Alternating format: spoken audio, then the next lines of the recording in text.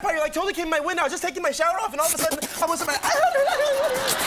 Shut up! Why don't you stop being a vampire? Why don't you do something good with your life? I have no other skills. This is all I know how to do. Mais comment font-ils? Est-ce qu'ils connaissent des vannes à l'avance? Est-ce qu'ils ont des bouts de texte? Est-ce qu'ils ont juste des techniques? Bref, comment est-ce qu'on fait de l'improvisation théâtrale? Bonjour, c'est Arnaud Pierre et bienvenue dans Ex Machina, l'émission qui vous parle d'improvisation, de théâtre et de storytelling.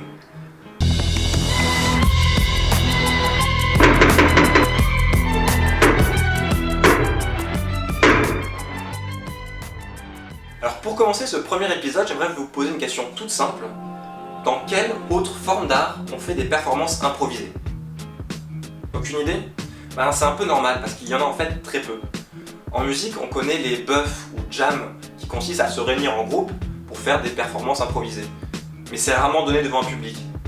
On connaît un petit peu moins le jazz improvisé.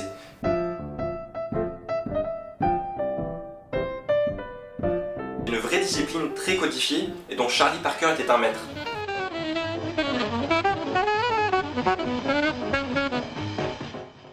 Alors, ça date pas d'hier. On retrouve des traces il y a plus de 1000 ans, au Moyen-Âge, et on en retrouve aussi chez les classiques, les baroques, les romantiques. Franz Liszt, un compositeur hongrois du 19e siècle, était réputé être un très grand improvisateur.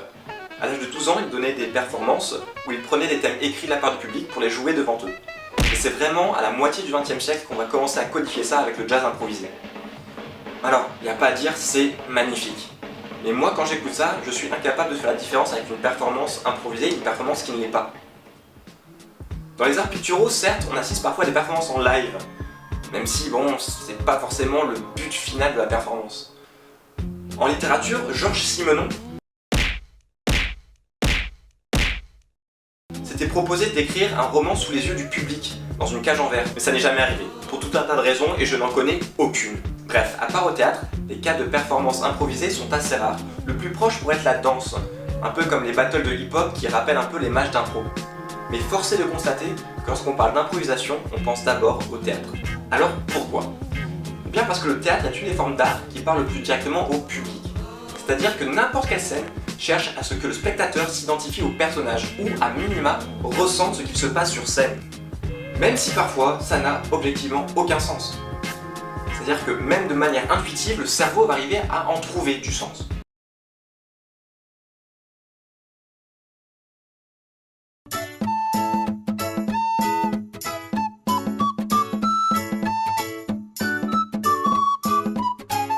Donc quand on regarde de l'improvisation théâtrale, en fait on se demande deux choses. Qu'est-ce qui va se passer après et qu'est-ce que je ferai moi en tant que tel personnage? C'est ça qui nous tient en haleine, c'est ça la différence avec presque toutes les autres formes d'art. On ne s'identifie pas à l'artiste mais au personnage. Là où la virtuosité d'un saxophoniste ou d'un écrivain va nous péter à la gueule littéralement lorsqu'on les voit dans le feu de l'action, l'acteur ou l'improvisateur cache son expertise artistique derrière son personnage.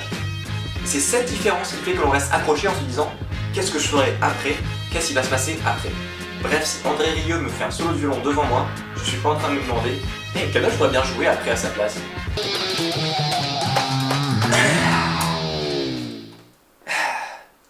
Comment ça, 0 point? Oui, non, mais c'est improvisé là aussi. Et là, vous me dites, mais enfin, Arnaud Pierre, c'est juste une histoire d'identification au personnage, pourquoi n'y a-t-il pas des films improvisés? Habile commentateur factice, et peut-être qu'un jour nous verrons l'émergence de ce genre de film, même si j'en doute. Parce que improviser, ce n'est pas seulement inventer l'histoire et son personnage, c'est aussi inventer sa propre mise en scène. Et là où un acteur peut à peu près avoir une idée de sa mise en scène en regardant le décor, son positionnement, les lumières, avoir éventuellement l'assistance d'un éclairagiste improvisateur, voire d'un musicien improvisateur, l'acteur d'un film n'en a aucune putain d'idée. Ce n'est tout simplement pas le même langage. Le cadre, la lumière, les mouvements, bref, il y a énormément de changements qu'il ne peut tout simplement pas anticiper ou connaître pendant qu'il joue. Et si on ne connaît pas sa mise en scène, on ne peut tout simplement pas jouer. Car la mise en scène, c'est une grammaire à part entière, qui participe à la narration de l'histoire, mais surtout qui supporte l'immersion du spectateur. Et comme on l'a dit plus tôt, sans immersion totale, pas d'improvisation. Pas sûr. Peut-être est-ce dû au fait que le cinéma existe depuis la fin du 19e siècle, tandis que le théâtre existe depuis l'Antiquité? Finalement, le cinéma est encore un peu jeune, et un cinéma expérimental arrivera peut-être un jour à développer des films improvisés. Eh bien soit, jeune padawan. Et c'est pour ça que dans le prochain épisode d'Ex Machina, nous verrons l'histoire de l'improvisation théâtrale. He took the bomb.